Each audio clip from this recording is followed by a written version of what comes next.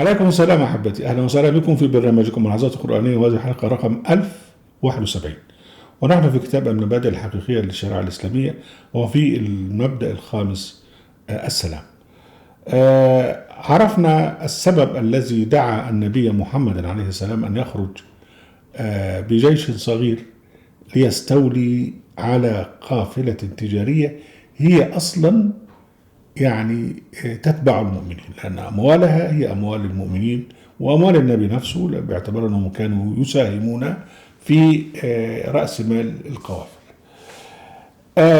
الله سبحانه وتعالى بقى يعني ذكر الموضوع بتاع بدر في سورتي الأنفال وآل عمران. هنتوقف النهاردة مع ما جاء عن معركة بدر في سورة الأنفال. أول آية: يسألونك عن الأنفال قل الأنفال لله والرسول فاتقوا الله وأصلحوا ذات بينكم وأطيعوا الله ورسوله إن كنتم مؤمنين.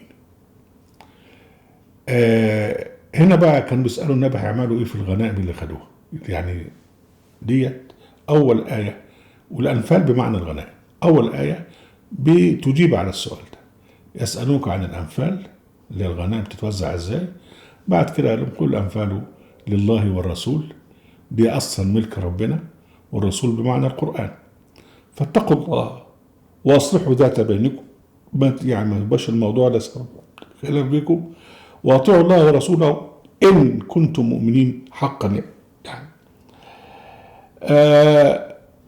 بعد كده طبعا في السورة بعد كده ربنا سبحانه وتعالى أنزل بقى واعلموا أنما غنمتم شيئا فإن الله خمسه، جاب توزيع الغنائم.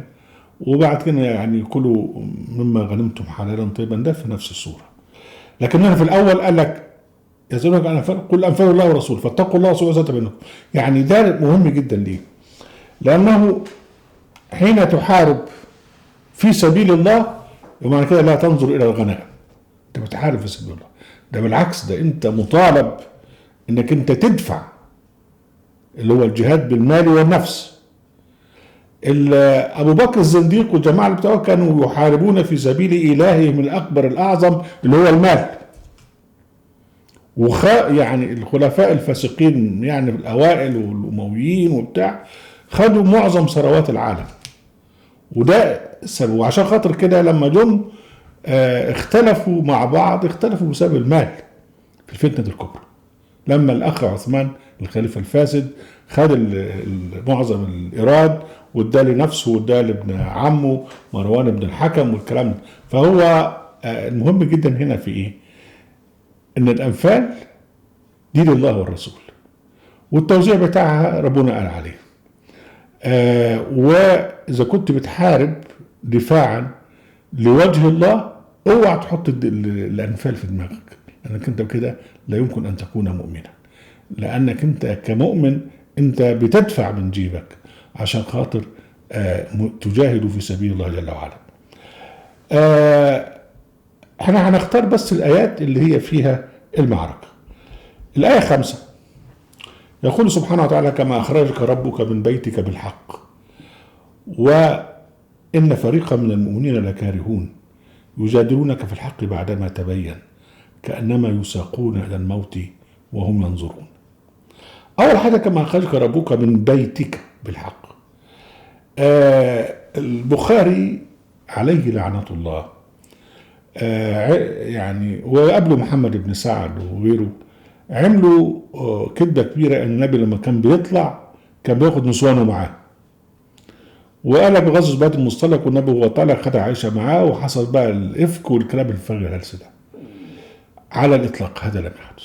والدليل هنا في الآية كما أخرجك ربك من بيتك، والبيت هو الزوجة، يعني أنت سبت بيتك وطلعت عشان خاطر تحارب في سبيل الله.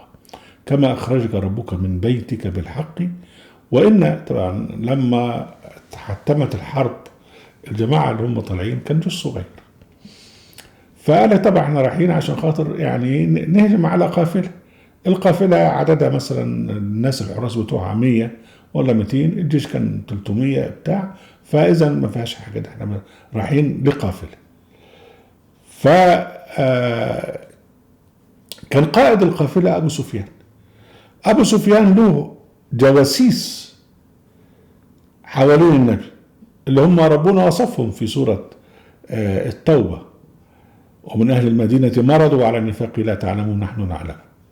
فدول بعتوا لأبو سفيان وعرفوه إن النبي طلع عشان خاطر يعني يقابلهم في السكة. فأبو سفيان جات له الإخبارية من الجواسيس بتوعه اللي بيشغلهم، فراح مغير السكة، يعني تنكب الطريق وراح من طريق تاني، وبعت لقريش قالوا الحقوني ده محمد طالع ومعاه كذا كذا. هنا بقى المشكلة كبيرة قوي بالنسبة للجماعة القرشيين. القرشيين هم أعظم وأقوى قبيلة موجودة، وهم اللي بيشغلوا العرب الأعراب والحاجات تحت إيديهم. فتبقى حاجة كبيرة قوي إن واحد يتعدى ويروح للقوافل بتاعتهم. ده لو سمحوا بكده يبقى معنى كده الإلاف اللي هم عاملينه والاتفاق اللي عاملينه مع القوافل ده هيضيع، ويعني هتنهار السمعة بتاعتهم. ويمكن بقى يتشجع بقى يعني قبائل تانية من الجماعة الأعراب اللي هم متفننين في السلب والنبي ان هم يهجموا على القوافل بتاعتهم. فكان لابد بقى من ان هم يخرجوا بقى يعني بكل قوة ويأدبوا للناس اللي طالعين ان هم يعتروا على القوافل بتاعتهم. فخرج بقى جيش قريش ويعني بطرا ورئاء الناس زي ما ربنا يعني سبحانه وتعالى وصفهم، واستكبار بقى. حتى هم في السكة على حسب ما الكلام بيقول جاء نبأ بأن أبو سفيان نجا بالقافلة. فطب نرجع بقى يا إخوان. فقال لك أبو جهل قال لك لا ما نرجعش، لازم نقعد ونشرب خمر ونعمل كذا وننتقم من الناس اللي هم تجرأوا علينا بهذا النظام. وده طبعا يعني ممكن ربنا تصدقها لأن دي تتماشى مع العنجهية بتاعت قريش في ذلك الوقت. فبالتالي بقى المؤمنين اللي هم رايحين عشان خاطر يقابلوا قافلة، لقوا ان جاي لهم جيش، وجيش قريش، وقريش اسمها يزلزل الدنيا. فالجماعة الموجودين خافوا، طب احنا هنحارب جيش ازاي؟ ده احنا طب ربنا وعد النبي بأحد يعني الجائزتين: اما النصر واما القافلة، يعني العير او النفير. فلما ما عادش بقى العير واصبح عندهم بقى النفير والحرب، خافوا جدا وابتدوا يقول لك لا احنا هنحارب ازاي؟ ده احنا نرجع، لان طبعا دي اول مواجهه حربيه. احنا كده بنرمي الكلام اللي جاب اللي قاله ابن اسحاق عن السرايا اللي هي قبل كان النبي كان بيبعت ويحارب.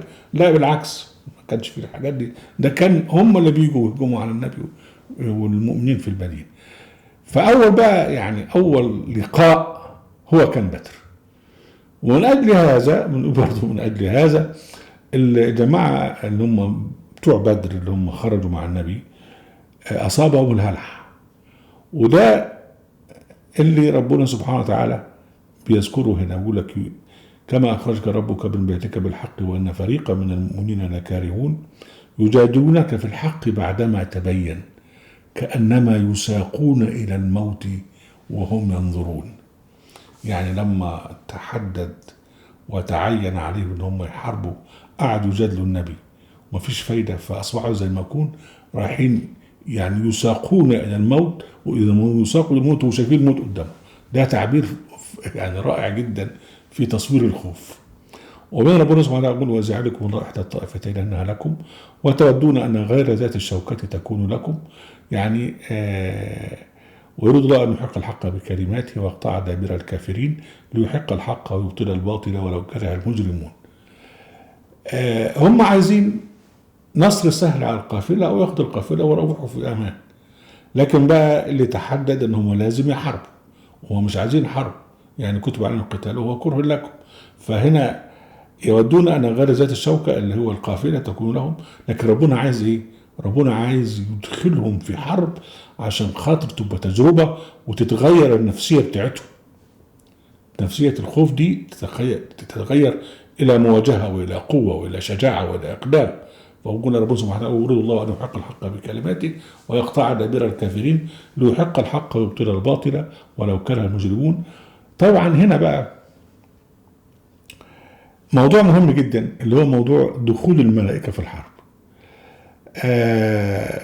الجماعة روايات السيرة روايات مضحكة، أفلام عبيطة جدا. يقول لك إن الملائكة نزلت وقعدت تحارب معاهم، يقول لك كان الملائكة بتقول كذا وبتقول كذا، وكان الضرب بتاع شغل كله هجس. الملائكة نزلت لتثبت قلوب المؤمنين، لأن هو الموضوع كله موضوع في القلب. دول كانوا خايفين، فعايزين حد يثبت قلوبهم، يعني يجعلهم يدخلون في الحرب بإقدام وبدون خوف.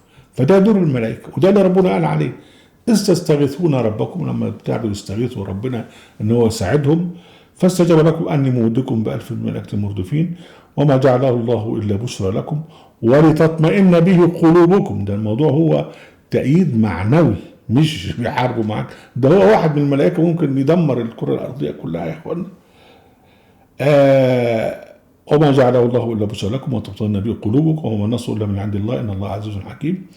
وبعدين ربنا انزل عليهم نعاس عشان خاطر يعني نفسهم تهدى: اذ يغشيكم النعاس امنه منه وينزع لكم من السماء ماء ليطهركم به ويذهب عنكم رجز الشيطان وليربط على قلوبكم ويثبت به الاقدام.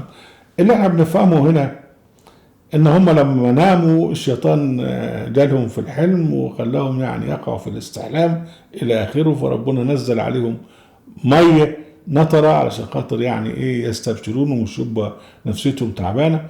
وبعدين الايه بعد كده: اذ يوحى ربك اني معكم فثبتوا الذين امنوا سالقي في قلوب الذين كفروا الرعب فاضربوا فوق الاعناق واضربوا كل بنان ذلك وانهم شاقوا الله ورسوله ومن شاقق الله ورسوله فان الله شديد العقاب ذلكم فذوقوه ان الكافرين عذاب النار. ده يعني بعض ما جاء عن موقعة بدر في سورة الأنفال. اللي بنفهمه من هنا ان الصحابة كانوا خايفين، والصحابة اللي هم كانوا في بدر وكانوا يجادلون النبي وشايفين الحق، وبعدين بعد كده يعني دخلوا في المعركة هم يستغيثون بالله جل وعلا، فربنا سبحانه وتعالى ثبتهم بالملائكة تقوي قلوبهم. اهلا وسهلا بكم احبتي في برنامجكم ونصات القران في قناه القران في موقع عاد القران. لا تنسوا المشاركه بالشير ولايك، وعليكم السلام.